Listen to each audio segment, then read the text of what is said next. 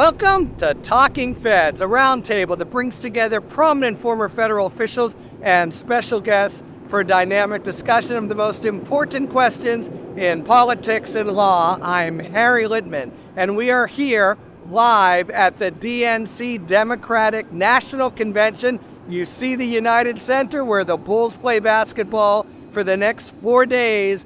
All of the most well-known and some of the less well-known but important next generation of Democratic leaders will be coming through here and giving discussions. Tonight, President Joe Biden, Hillary Rodham Clinton, and others, we're going in there and we're gonna cover it as best they'll let us. Welcome to our 300th episode of this podcast. Thanks for being here.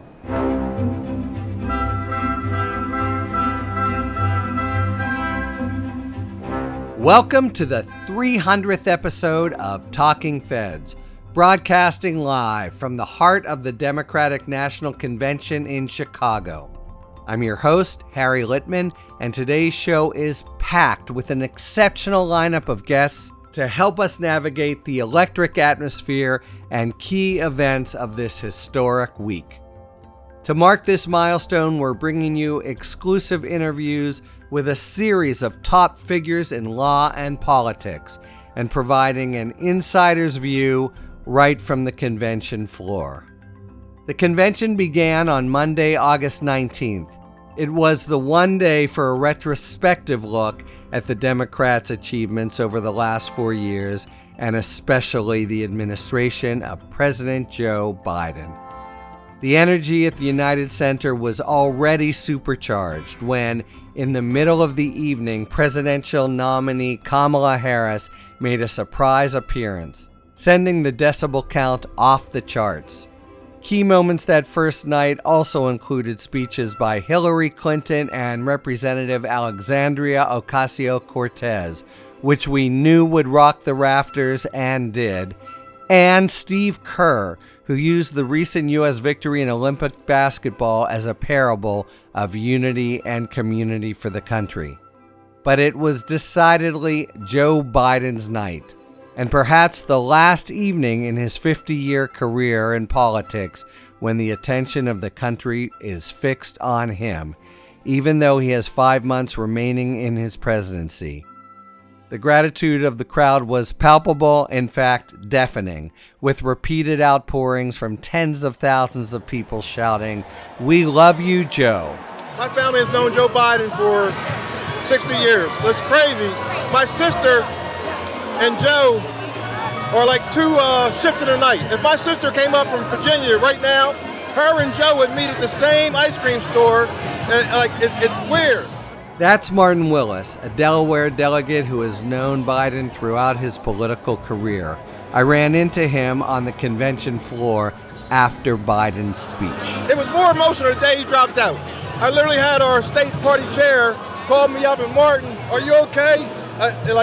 It was weird. I went to church that morning with my governor, and I went, Joe's going to stay in. Joe's going to stay in. So at 2 o'clock, when Joe dropped out, I'm like, "John, he dropped out." He's like, "What are you talking about, Mark?" I'm like, he quit. It's so much a small state. I mean, you got people here who know Joe Biden, and we're sticking thin. But when Joe dropped, one of his biggest supporters was Governor Walz and Kamala Harris. Yeah. To the end, they were like, "We're riding with Biden," and to the end, I was riding with Biden. And but when he dropped out and he passed the torch to Kamala Harris, in 2019, before Joe got in the race, Kamala Harris my pick. But as soon as Joe got in, I went with Joe. Because Joe, I'm a union boilermaker. And Joe has been the best union president of my lifetime. And we're not going back. We're not going back. Good talking to you. Yeah. All right. Thank you. Thanks so much. I also spoke about Biden with Congresswoman Mary Gay Scanlon, who represents Pennsylvania's 5th Congressional District and serves on the House Judiciary Committee. Being able to say thank you, Joe, was just so important. I mean, the region I represent is between Scranton, where he was born, and Delaware, that he's represented for decades. And people adore Joe. Yeah. And, there was some resistance to the thought that he was being pushed out because we adore him. He has been an incredible president, passing more significant legislation since probably the New Deal. He'll definitely go down in history, right? Somehow he hasn't gotten his due. That's got to be revised by historians and a remarkable term. Absolutely. But it's a different era in campaigning. So it is torch passing from this president to the next generation, but also the boomer generation is moving out, and we're seeing that across the workplace and in politics as well. Yeah, to my kids, I think it couldn't come too soon. But I wanted to ask you a little bit more about the element of hesitation among your constituents. It seems now, a few months ago, in fact, this has been such a compressed, eventful time period, but definitely, and I can attest from Twitter, among other things, there was some real resistance, bitterness, sense of unfairness. And so maybe you had it more in your backyard, Congresswoman Scanlon, than others did. Talk about, those few days where the pressure was very strong. It looked like it might happen, but it wasn't certain, and how your constituents were reacting to the prospect of Biden stepping aside. I think there's a genuine affection for the president. He is a good man, and he is a public servant. And it feels very much like people want to give him his due. And that being said, he had amassed the delegates. It was his convention. It was his nomination to have. And people were telling me in the district, if he goes forward, we are going to work our tails off and we're going to get this done. Okay, but that's putting it kind of mild. Anyone would say if he goes forward. Were you also hearing from people, protesting, opposing, saying this isn't fair what they're doing to him? Because you guys are neighbors, as it were, right? 5th District and as it were. Yeah. Probably not a ton of that. Yeah. Probably not a ton of that. Just more, let's stop with the drama and let's do the work. Let's do something, to paraphrase from last night.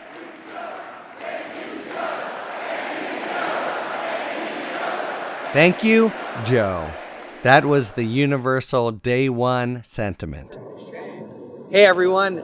Harry here in the middle of the first night of the Democratic Convention, waiting for the headliner, Joe Biden, who will be speaking in a little bit. But it's been an evening with a series of speakers, pretty disciplined for the Democrats. Each has been touting his bona fides as a sort of middle-class product with their personal biography, all adding up to an argument that the Democrats are the party of the strong middle class, and Kamala Harris will make that her focus. And speaking of Kamala Harris, she rocked the House with a surprise appearance just for a few minutes, coming in beaming and leaving in about 3 minutes. But we've also had AOC pretty much rocking the rafters, and Gina Raimondo, the Commerce Secretary. We're going to be hearing from Jamie Raskin. Mallory McMorrow from Michigan gave a rousing speech featuring a big version of Project 2025 that apparently will be featured in subsequent evenings. So all in all, the Dems have launched a very energetic and upbeat convention. And if that's not enough, as an augury for them, we have outside the United Center a super blue moon. No, they didn't arrange that. It's actually once in a blue moon, and yet even more a super once in a blue moon, because it's both brighter and bigger looking than even a normal blue moon. With day 2, there was a clear shift of focus to the future. In fact, the following 3 days featured speeches from most of the prominent new faces of the party and candidates of the coming years, like Governors Gretchen Whitmer, Josh Shapiro, and Wes Moore. Would-be first gentleman in American history, Doug Emhoff, had a totally winning and charming speech about his courtship with Kamala and her dedication to justice. Meanwhile, the old guard high-profile speakers, Barack and Michelle Obama, Oprah Winfrey, Bill and Hillary Clinton, strategically dotted the program. Winfrey and Bill Clinton emphasized practical solutions for key issues such as affordable housing and health care. Barack Obama urged the assembled to reach out to swing voters with good faith and honesty. And Michelle Obama lit up the room with a full-throated defense of Harris, a deft dismembering of Trump, and an exhortation to all to action, to do something, in her words. I talked about it with Peter Baker, chief White House correspondent for the New York Times. So there have been a few speeches that have rocked the House, AOC on the first day. You emphasized Michelle Obama's speech, which you thought really was one of the highlights. Why? Yeah, I mean, that room loved her. That hall, United Center loved her. They responded to her in a way they haven't responded to almost any other speaker. And it's a reminder of how, she is this really interesting figure in American politics. She has great cachet. She is beloved by Democrats and even respected by a lot of independents and Republicans. But she hates politics. And so she comes out once every 4 years and gives a speech. What a great political asset. Exactly, right? And so you don't hear her very often. When you do hear her every 4 years, you're like, oh, okay, I remember now. Yeah. And I think that's why the room reacted to her. Her speech was powerful. It was sharp. It was the kind of condemnation of Donald Trump that Democrats want to hear, but at the same time, she's also humanizing Kamala Harris, talking about her as a candidate, as a family person, as you mentioned. And it was a very striking moment, I thought. You saw that audience really respond to her. Peter and I then turned to perhaps the most common refrain you heard from attendees that week, from old hands to first-timers, that this convention stood out for its genuine excitement, a vibe that you felt as soon as one entered the arena, and for the unity of the party. Most conventions, long in advance who the nominee is going to be. You might like them, you might not, but you're not surprised. Here is a whole new ballgame. A month ago, this is going to be something of a depressing event, most Democrats felt, because they weren't excited about President Biden. They are excited about Vice President Harris, and we'll see whether that excitement takes her anywhere beyond these walls, right. But for now, anyway, it's an exciting moment for Democrats. Okay, now, I've been to only one other convention, but a lot of it strikes me as predictable. A few things here haven't been, and I wonder what you think. So one thing that struck me is the party seems to be wanting to claim the sort of very traditional, almost sort of Ozzie and Harriet virtues of Little League and church socials and communities. You wouldn't expect that necessarily. Does that strike you as a theme they're trying to embrace, and what's your sense of it? Yeah, I mean, part of it is they're trying to humanize Kamala Harris, right, who most Americans don't know, right? They may have some vague sense of her, but they don't really know who she is. So you heard Doug Emhoff talk about their love story, how they got together, and their blended family and how that works. It's a very human story. You're going to hear her talk, I think, about her connection, therefore, to everyday Americans, the idea that she hears them and sees them and understands that even if economic numbers look good, that if they might not feel it, they might feel left out, but they're people that she can identify with and they can identify with her. Remember, it's a challenge, of course, when you're breaking a barrier. She's attempting to be the first woman of color to be president, first woman of any kind to be president. And I think that there is a sort of extra challenge in that to be relatable and to understand who the electorate is and to have them understand who you are. Yeah. Although it's been interesting, I thought so far, after 2 days, if we understand anything about her, she's a prosecutor, tough on crime, sexual predators, etc. First, some contrast from 2020, right. But they are really coming out of the box with a almost Republican kind of tough on crime persona for her. What's your thinking about that theme? Yeah, I mean, you're right. It wasn't a good asset for her in 2020 when she ran for president to be a prosecutor. In that moment, it felt to the progressive wing of the party not to be something they were looking for. But today, times are different. For one thing, it allows her to project strength. Again, as the candidate to be the first woman president, she has to overcome any doubts among, voters who might have some misgivings about that yes, she is tough enough to be president. And she's tough in the way that a prosecutor is. And the other thing, of course, is who she's running against. She's running against a candidate who's been convicted of 34 felonies. So she's got to build an applause line, it's a pretty straightforward thing there, right? I know you couldn't have scripted that better, I think, from the Democratic point of view. So, of course, you're going to use that as an argument.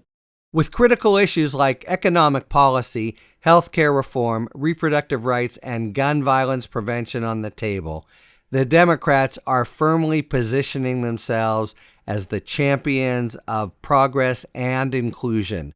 But as former Presidents Clinton and Obama particularly emphasized, the election remains exquisitely tight, or, otherwise put, losable, notwithstanding the great enthusiasm in the arena. Peter and I discussed what the Harris-Walz ticket needs to do looking ahead and some possible pitfalls on the horizon, beginning with the economy. You tweeted out that actually we've had to revise. There's some 800,000 fewer jobs, I guess, were added in 23 and 24.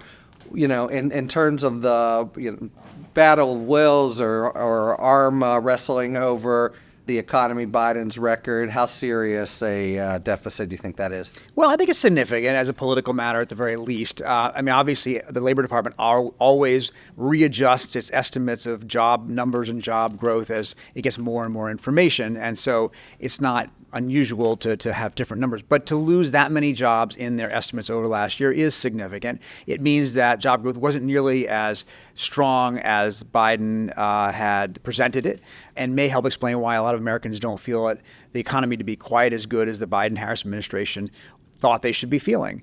And it also gives an ammunition to Donald Trump, because what he's already saying is they cook the books, right? It's all part of his broader theme that everything's rigged against him. In this case, he's saying that they cook the books, they exaggerate the number of jobs out there to try to fool the voters, and only now, when people may not be paying as much attention because of the convention, do they admit to that. Now that's, this is done by career public servants. It's not done by Biden political officials. There's no argument, there's no evidence anyway that there's any politicization of those numbers, but it will be an argument that Trump will make, and you can see how that will be, gain some traction among his supporters. Thoughts about, so Walz tonight, Harris tomorrow on the most important speech of anyone's really political career. Right. Thoughts about specific things they might need to achieve that aren't necessarily easy for them, or the challenges? I mean, they need to fill in the gaps, right? Neither of these candidates is super well known, so they need to help the voters understand who they are, what matters to them, and to help voters, if they succeed, in thinking that they represent them, that they see the world the way they do. Remember, this is going to be an election that's come down to a handful of states, a few thousand votes in any particular district or city, and so every vote matters. And this is their best chance in prime time, with tens of millions of people watching, to explain who Kamala Harris and Tim Walz are, and to try to tell voters that they're the ones that they can trust. Final question, looking ahead. So they've been, the watchword of the 2024, joy, and they've been very upbeat. That's a little, to me, it's been even a tertiary theme criticizing Donald Trump. They've had that big prop of Project 2025, but it's been relatively muted. The time comes where they're going to have to really try to trash him, and yet that strikes me as a little bit of an intention with their overall upbeat persona of the campaign. Any thoughts on how they, walk and chew gum at the same time, or what they need to do? Right. I mean, it's a challenge, obviously, but the phrase she's using now is joyful warrior. It still has the word warrior in there, right? But in the process of doing it, I think she presents in a way that comes across as a little less dark, right? A little less depressing, right? And then President Biden, you saw him on Monday night. His speech was very tough and very strong, but also very kind of dark. And he didn't leaven it with humor. There was no very few anyway, moments of lightness or levity. And I think she wants to take this battle to the Republicans, but do it in a way that gives people a sense of positive energy as well, not just about how much they don't like Donald Trump, but also about how they can feel about the future. And she's trying to flip that generational argument that had been working for the Republicans to some extent because Biden was perceived to be way too old. She can now flip it around and say, well, that's the guy who's too old. I'm the new generation. Let's go forward, not backwards. The convention itself had the electric charge of a major concert or sporting event, and with it, the kind of constant low-level surge of crowds and sense of bedlam. Walking the perimeter of the United Center, where the Chicago Bulls play, you never knew whom you might run into, from the famous to the near-famous to the tens of thousands of delegates and Democratic insiders. Here's a clip from my chance encounter with a well-known podcaster. America wants to know, what is Michael Cohen doing at the DNC convention, Mr. Nonpartisan Michael Cohen? I'm speaking tonight. I'm going to do one of my mea culpa rants. I'm going to go ahead. I'm going to talk to everybody about just how wonderful it is. There you go. All right, and have a steak dinner. And what politically involved American doesn't recognize this guy? Jim, Harry Lidman, Talking Feds. We met once. What's the secret for tonight? Keep the ball rolling. All right. Keep the ball rolling. That's James Carville, of course.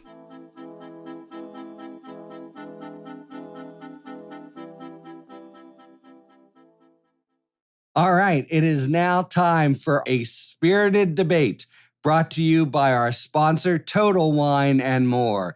Each episode, you'll be hearing an expert talk about the pros and cons of a particular issue in the world of wine, spirit, and beverages. Thank you, Harry. In today's spirited debate, we unpeel the truth about Pinot Noirs to see where the grapes shine best, Willamette Valley in Oregon or Burgundy, France. Here in the U.S., we classify our New World wines by the grape. Old World wines, like those in Europe, are classified by the region. In France, Burgundy is not only the region where Pinot Noir wines are from, but it's also the Pinot's ancestral home. No pressure, Oregon.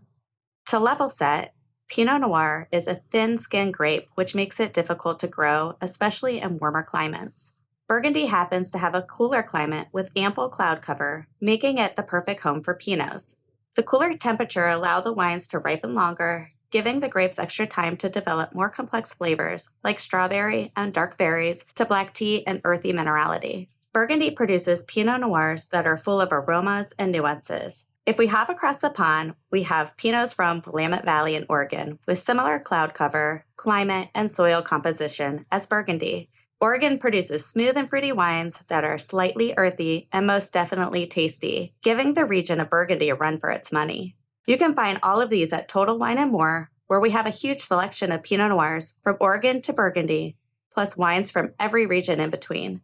All that's left now is to reach up to our shelves and pluck one out for yourself.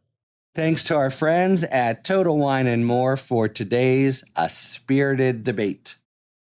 The shift in the Democratic ticket has clearly brought a jolt of fresh energy to this convention. Just a month ago, the party seemed subdued and steeled for a loss. But in Chicago, they were upbeat and seemingly on a roll underneath a literal super blue moon. That's a moon that is both brighter and larger seeming than even your average blue moon. And a run of perfect weather uncharacteristic of Chicago in August. How are you? I'm doing just fine. I love conventions. What number is it of you? Oh gosh, I can't even remember. Seriously? You can't count how many conventions you've been at? I can't remember, and I will say though, this is one of the happier conventions that I've been at. That's Jen Rubin, great friend of the podcast, opinion columnist for the Washington Post, and MSNBC contributor, and veteran of a great many conventions. The Democrats are really, usually a sorry bunch, hand-wringing bedwetters, they call themselves. But here people are jazzed, they're relieved, they're happy, they're ecstatic.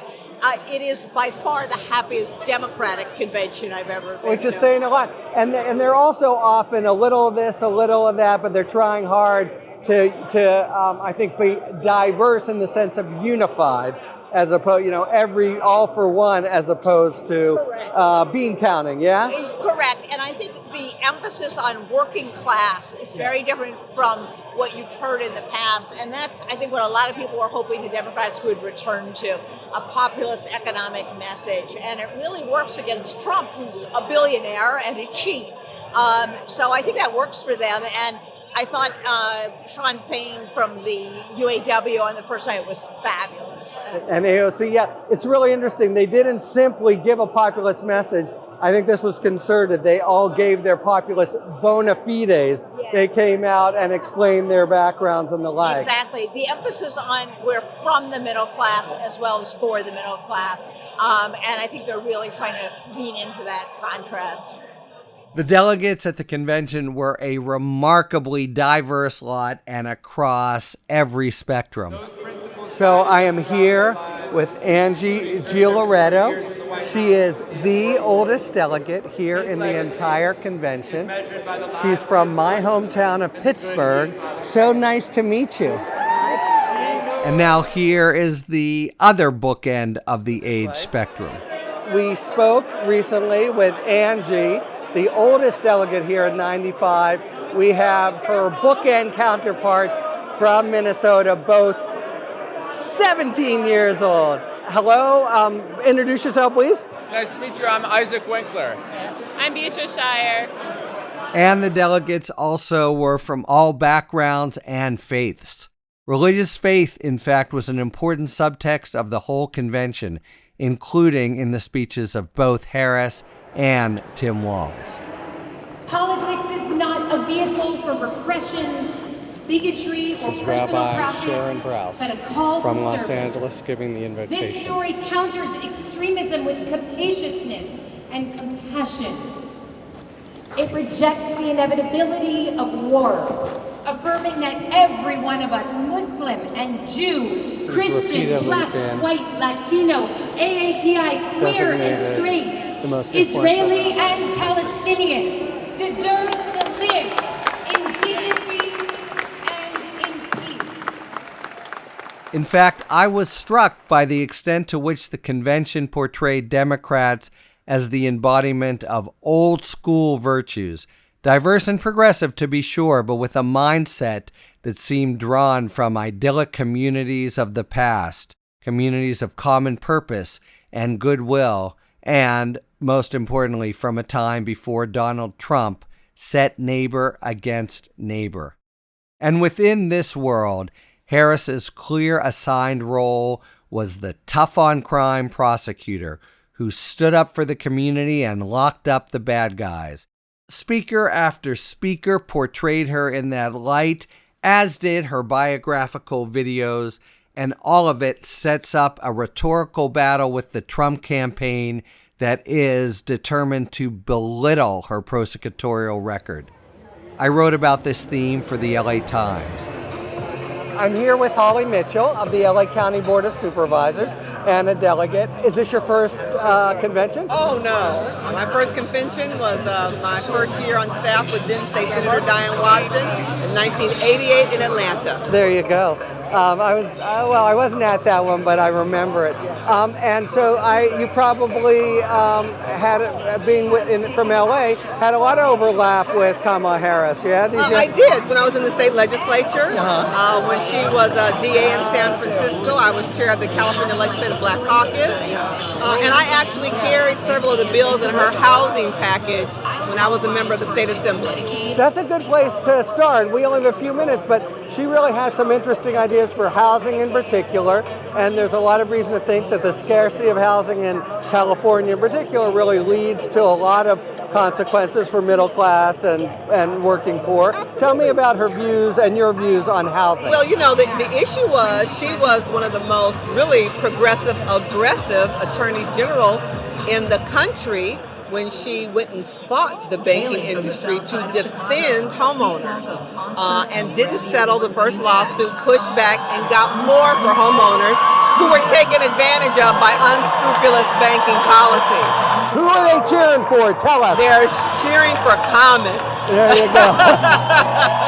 And what's the vibe of this convention like? You've been to many. It's electric. Yeah. The diversity, the Democratic Party is a big tent. When you look around the room and the performances, it looks like our nation. But if the convention had a single policy theme, it was strengthening the middle class. Nearly every speaker started out by presenting their middle class or working poor background, all adding up to a strong argument from Harris on down that the party was for the middle class because they are of the middle class. I spoke with Phil Weiser, the Attorney General of Colorado, about the possibilities for progressive economic policy that he is hoping to see from a Harris-Walz administration.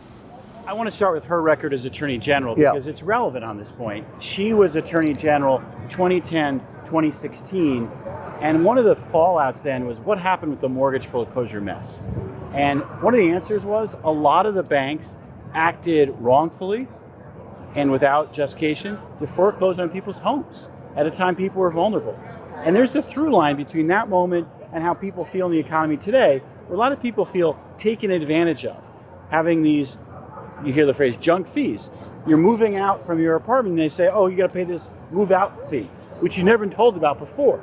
For a lot of consumers, boy, there's nothing more galling than being told to pay these fees. It's the Ticketmaster economy. It just totally riles it. We're suing Ticketmaster right now for antitrust. Very good. It is a frustrating dynamic where all these fees are put on people. She stood up to the big banks back then. I believe now she is hearing people concerned about affordability issues, concerned about being preyed on. So yes, she's going to be tough. And I think she's going to be fair. Here's why I say that. Because let's start with the tough and go to fair. First. So we hear the phrase price gouging, and by that I think she is getting at a rare but pernicious feature of economic life. What is it and what isn't it, as you understand it? Well, here's what's hard. I don't know that all the details have been put out. If they have, I haven't seen them. So I'm going to take this price gouging. This is a very important distinction in the colloquial sense, not in the technical sense. We can have another conversation about technically what can be price gouging. But colloquially, the move out fee I just mentioned, a lot of people feel like they're being gouged. Which to them is, wait a minute, I didn't know I had to pay this fee. Now you're asking me to pay it. You're taking advantage of me. That's wrong. And one of the movements that we're hearing more about is how do we stop these junk fees, fees that are made up, non-disclosed, and don't give consumers a chance to make fair comparison shopping judgments. And that's something that I've been very active as AG. I know something that she cares about, and we need action on. And I believe we will get that with Kamala Harris and Tim Walz.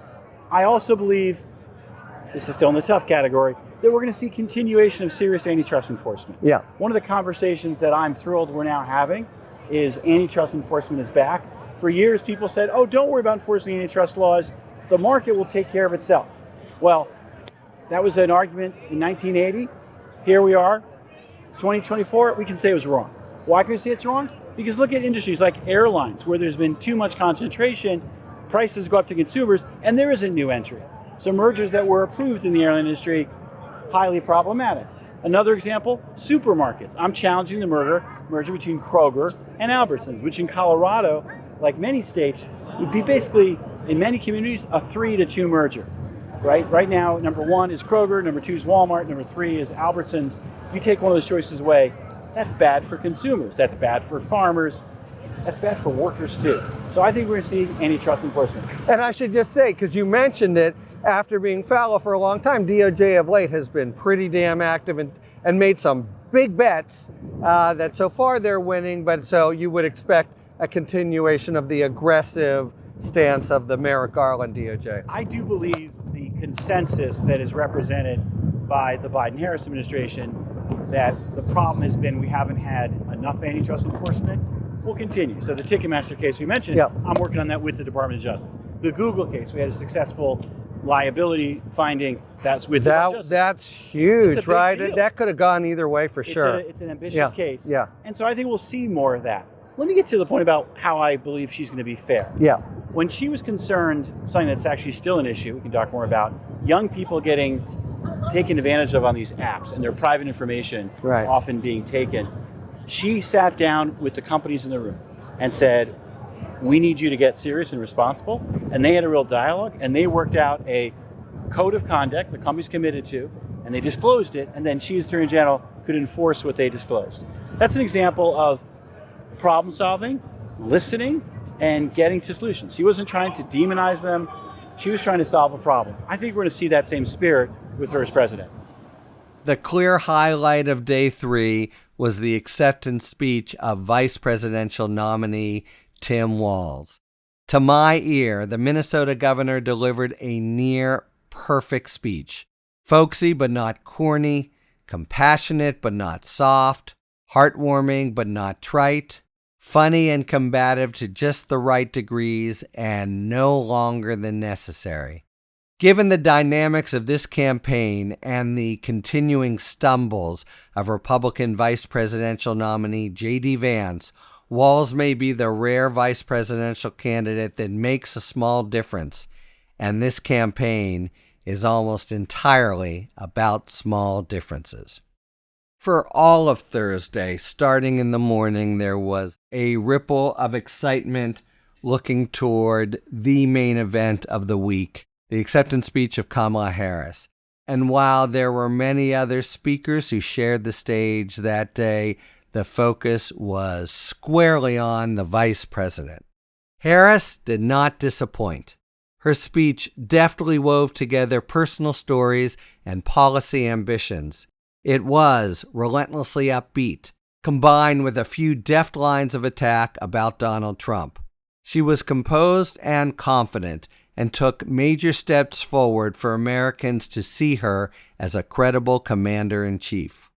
On the last day of the convention, I sat down with Michael Bennet, senior senator of Colorado, to discuss the hopes he and others in the party had for the Harris-Walz ticket, beginning with how a new administration might build on the recent Biden administration's success with regard to prescription drugs.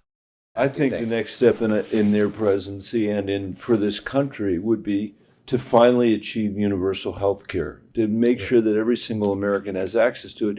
Harry, we are spending twice as much as any other industrialized country in the world, and then if you talk to my constituents, which I do every day, every year, the sense of scarcity with their interactions with the healthcare system becomes more and more profound and more ridiculous. I mean, the idea that we're spending twice as much and you don't have a predictable way to get primary care in this country, or even more compelling, I think, that there is no access really to mental health care in the United States in rural Colorado, rural Pennsylvania, or urban Colorado and urban Pennsylvania is a massive problem. Our families need access to it, and this is something that people in other countries around the world that are industrialized get as a matter of course. Yeah. And my families are having to fight to get an insurance company to say, oh yeah, okay, we'll pay for that. Or in rural Colorado, there just aren't providers because we pay so little that people can't afford the cost of housing. So I think that 12 years after, 13 years after the Affordable Care Act, it's time for us to say, we've got to head toward universal health care. It's time for us to say, it's not okay anymore that our folks are paying ridiculous prices for drugs versus other countries around the world. So I think that really is, I think on healthcare, that really needs to be our focus. We got to drive costs down. Yeah. Now, let me just jump to a different topic, because you and I have talked in the past about healthcare crisis, especially for younger Americans, the whole kind of Gen Z, can I say enemy? You went to Yale, but I mean, really terrible. It feels to me almost a lost generation, and very, very hard to get the most important basic kind of mental health care. What's that about? Is it a stigma? Or is health care considered by some not real? Mental health care, not real stuff? What do we got to do besides emulating all social media companies, which you probably can't do? Well, let me say, look, here, when I was the school superintendent in Denver, which I was before I was in this job, that was not that long ago. And you go, and before COVID happened, people say to me, Michael, what's changed in public education from the time you were superintendent to now? My answer was mental health, mental health, mental health. And that was before COVID. After COVID, it is epidemic. It's epidemic throughout our society, but especially for young people all over the country. And it's a combination of COVID. I would argue it's a combination of a feeling which is legitimate, that the next generation of Americans may be inheriting the least economic opportunity of any generation. For the first time in our country. For the first time, they know that. They're getting crushed by student debt. The housing prices are making it impossible for them to move out of their parents' basement, or the combination of those things. And I do believe, I can't prove it, I don't have the evidence sitting right here, but as a parent who's raised 3 daughters with my wife Susan, and as a superintendent and as Colorado's senator, social media has had a phenomenally problematic aspect on our kids' mental health, and the combination has been brutal. these algorithms are as addictive as I think it'll turn out that they're as addictive as tobacco is. I really mean that. Yeah. And I think nobody has had a negotiation with Mark Zuckerberg over our economic interest in what he's doing, to say nothing of our kids' privacy, our kids' data. And he's basically, and the other guys are strip mining, in our kids' bedrooms, their data for his economic benefit. Sometimes people say to me, oh my God, I love these free apps. They're not free.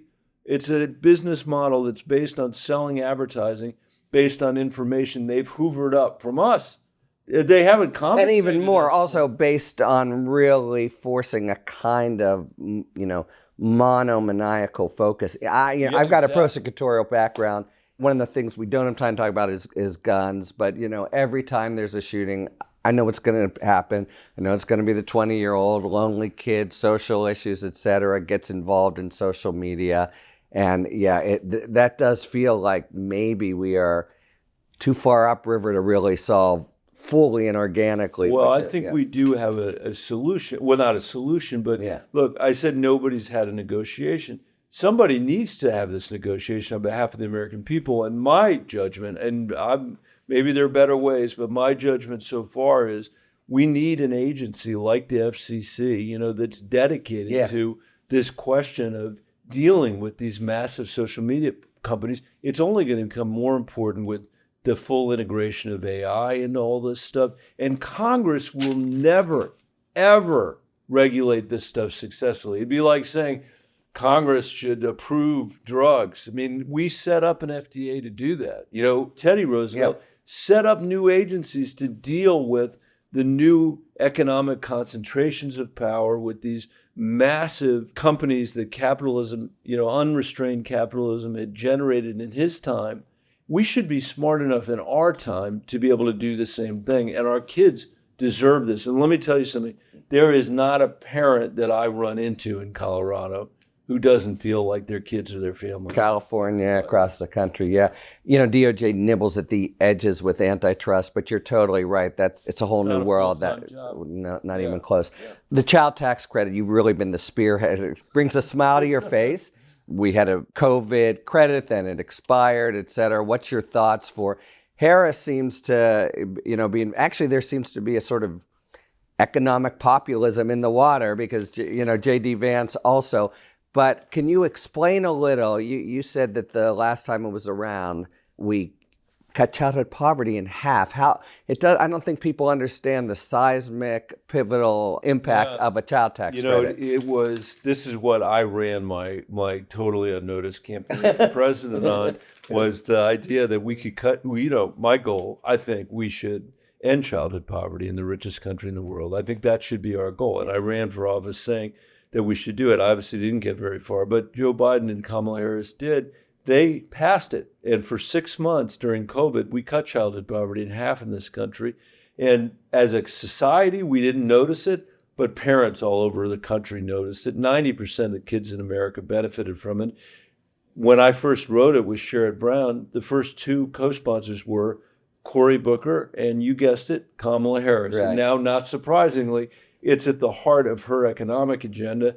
And I think this will be part of what we passed. You're right. It is almost hilarious to see J.D. Vance pick up on this and now say, oh, Bennett's 3,600 5,000. 5,000 is what it should be. Yeah. But what people should be very focused on is the details. Is the credit fully refundable? By which I mean, does it go to the poorest families, the poorest kids, the ones who need it most?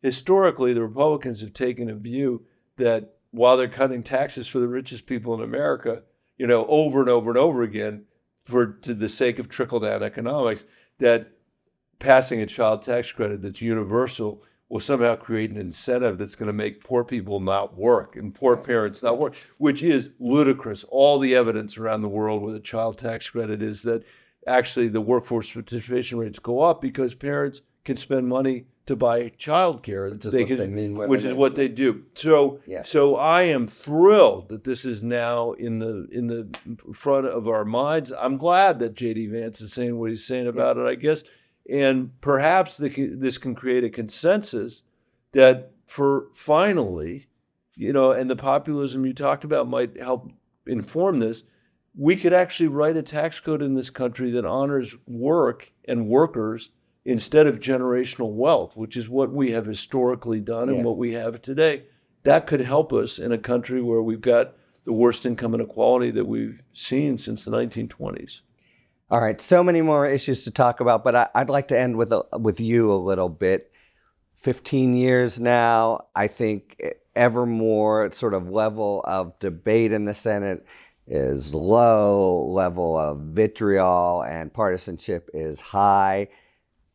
How tiresome does it get? Do you think about moving on? What some senators leave out of frustration, and you always hear the argument with the way we're going, it'll make good people not stick around. What's your thoughts? I mean, I would say, first of all, to see the progress that we've made, even though we haven't accomplished it yet on the child tax credit, is gratifying and it keeps me working. To feel like I played a role, which I did, in getting the Ukraine funding resurrected and done, makes me feel like it's good. The public lands work that we've done, for decades now in Colorado has really been significant. And so there's been enough points on the board personally that I feel like I've been able to make the place work for my state and I guess to a degree work for me. But I also think none of us, whether we're in the Senate or whether we're a school teacher or whatever we are, has the luxury of giving up on this democracy. The Senate, as messed up as it is, and even the federal government, it is our exercise in self-government, and it is up to us to fix it. And there's all kinds of stuff corrupting it, corroding it, from campaign finance to gerrymandering to the algorithms that we're talking about. I mean, we are fighting some massive headwinds, but we have to fix it. I mean, I tell young people all the time who are saying, I may not be the most persuasive voice on this, I recognize that because I am a politician, but who are saying, the system is corrupt and therefore we're not going to vote. What I say to them is, you're right, actually. In some ways, the system is corrupt. That's something I might not have said 15 years ago. Yeah. I actually believe that now. How else could we have the tax code that we have? How else could we have the healthcare system that we have? But the more corrupt you think it is, the more that has to be a reason for you to vote and to get other people to vote. When you live in a country where people's votes are being suppressed, and you know that there are people living in countries all over the world who never have the chance to vote, the more corrupt it is, the more you have to vote. Because if you don't, the corruption will just be endemic, and the only way we can solve it is for us to involve the next generation of Americans. If I were on the receiving end of what we're in danger of leaving them, I'd be pretty pissed off myself. I'd be pretty angry that if you look at 30-year-olds in America, 50% of them for the first time are earning less than their parents. I'd be pretty furious that I have a lifetime of student debt instead of graduating with the knowledge that I've got a 4-year degree and I can make a productive contribution to the economy. I would be furious that the cost of housing in Southern California is probably 7 or 10 times what it was 20 years ago in real dollars, so I can't afford to get started. I mean, there is a lot of reason to climate. The list is so long, and yet the youngest people in this country, least of all, can, and I hope they may not be able to look to us for inspiration, but if you look throughout American history and you find the people that fought and fought and fought a corrupt system, whether it's to end slavery or whether to, win women the self-evident right to vote, a fight that took 100 years.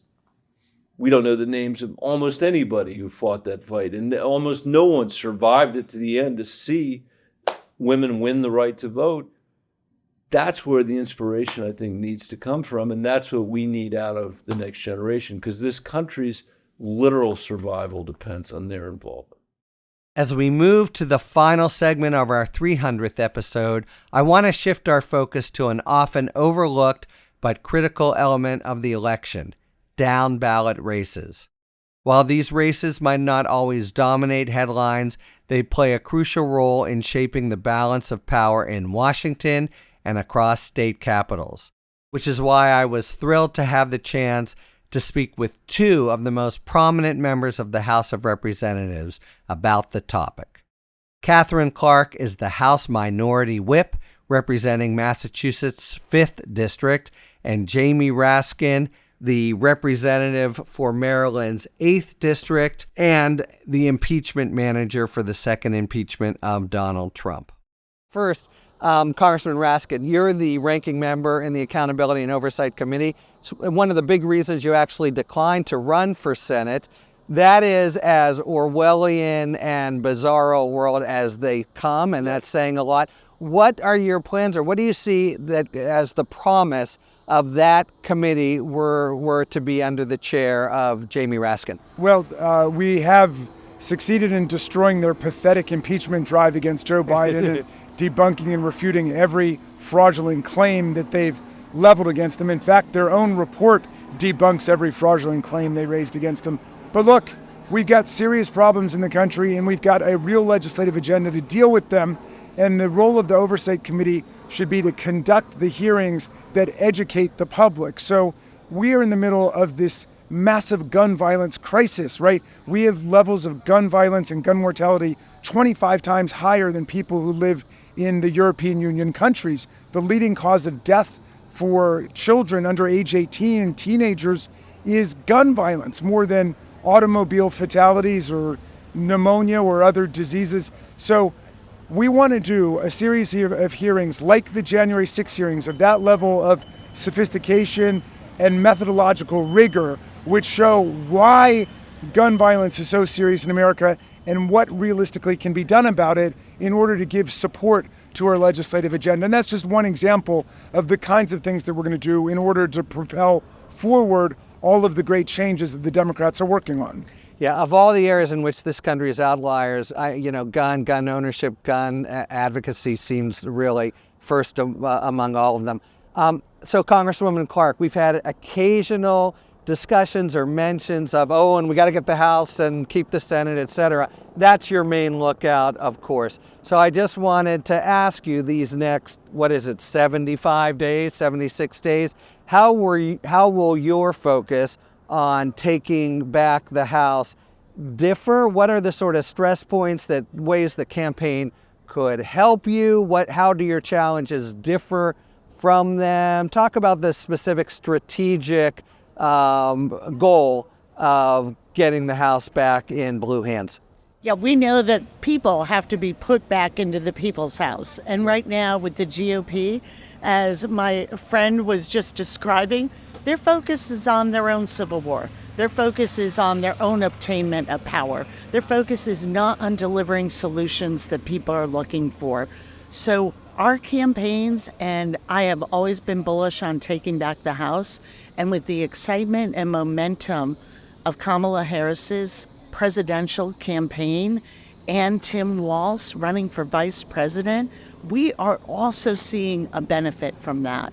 We are seeing candidates that were doing well already now seeing an influx of volunteers, those small first-time donors, that when someone writes you a check for $10, $15, that's a vote. And the word that our candidates, our incumbents are using is palpable. The energy change is there. So already, I thought that we were on a very good path, but we know that all of these races are going to be a series of tight races. And this infusion of momentum, having people see themselves in Kamala Harris's campaign, is also an infusion of energy into ours. Give us 2 or 3 races we can really look at if we're wanting to see how things are shaping up. Oh my gosh! Don't make me choose. Okay. Between Never mind. Yeah. But we of course are looking at New York. Yeah. We have many great opportunities there. California. Amazing that it went the way it did. Now, right there, it seems like they're also seeing California. New races in Pennsylvania, in Oregon, in Nebraska, in Iowa. We have 2 great candidates, and all of these races are obtainable for the Democratic Party, because what we're seeing that people are rejecting is the extremism. Yeah. They want their government to give them the tools to succeed, and that's what Democrats are offering. As the thousands file out, the convention comes to a close. It's my estimation that basically Harris tonight and the Dems over the 4 days did everything they wanted to do, did it pretty well, set the terms of debate, but did it not bitterly, and tried to maintain this sense of joy and upbeat optimism, even while making the argument that it's a singular moment for the country and a fleeting opportunity, as Harris put it, for change and going in a different direction. She got a little more tart and tough on Trump this night with her speech, but always stayed in good humor. And in general, the convention had an overall feel way in contrast to the Milwaukee gathering of the Republicans. This is like a rock concert with people happily filing out. Campaign begins in earnest tomorrow, but for now, the Dems have gotten the job done. As we close out this landmark 300th episode of Talking Feds, I want to extend a sincere thank you to all our guests in this episode for their invaluable insights and for making themselves available to the podcast during an insanely busy week. Today, we've traversed a wide array of topics, from the vibe and excitement within the United Center to the intricate policy and political debates that will dominate the next 75 days. Reflecting on 300 episodes of Talking Feds, it's evident that we've navigated a period of profound change in this country, from impeachments to a global pandemic, social upheavals to an abrupt shift in party leadership. Throughout these turbulent times, we've aimed to bring you insightful analysis and a range of perspectives from the people who determine and critique policy in this country to help make sense of our complex political and legal landscape. Looking ahead, we remain dedicated to dissecting these crucial issues and providing thoughtful analysis to make better sense of the most important political and legal topics of the day. Thanks, as always, for tuning in. And don't worry, as long as you need answers, the Feds will keep talking. Talking Feds is produced by Catherine Devine, associate producer Gabriella Glick, sound engineering by Matt McArdle, Rosie Dawn Griffin, Hamza Mahendranathan, David Lieberman, and Emma Maynard are our contributing writers. Production assistance by Akshaj Turbailu. Thanks to Jeff Cowan, the director of the USC Annenberg School Center on Communication Leadership, for his great hospitality during the convention week. And a special thanks to Akshaj Turbailu for all his help on the ground at the Democratic National Convention. Our music, as ever, is by the amazing Philip Glass. Talking Feds is a production of Delito LLC. I'm Harry Littman. Talk to you later.